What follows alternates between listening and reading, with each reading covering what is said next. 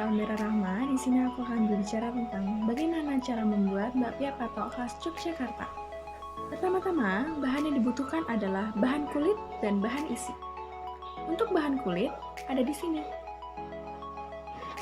Dan untuk bahan isi ada di sini. Lalu kita lanjut ke dalam tahap pembuatannya. Pertama-tama, rebus kacang hijau hingga empuk dan matang. Setelah kacang hijau matang, lalu angkat dan tiriskan dan blender kacang hijau hingga halus.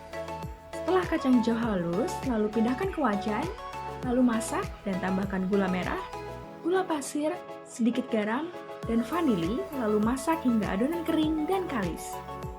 Setelah adonan matang, kering dan kalis, lalu angkat dan tiriskan. Setelah itu, bentuk bulat adonan hingga 30 bagian. Lalu kita lanjut ke bagian kulit. Untuk bagian kulit, campurkan semua bahan kering ke dalam satu wadah baskom. Setelah itu, aduk semua bahan hingga tercampur rata.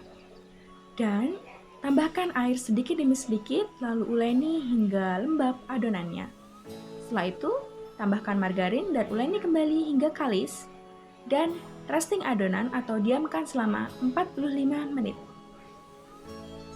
Setelah 45 menit, bagi adonan menjadi bulat-bulat sebanyak 30 bagian. Setelah itu, isikan bagian kulit oleh isian kacang hijau, lalu pipihkan dan tunggu selama 15 menit.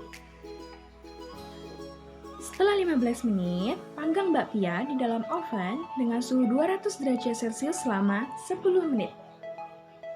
Setelah 10 menit, keluarkan bakpia dari oven, lalu balik semua bakpia dan panggang kembali selama 5 menit.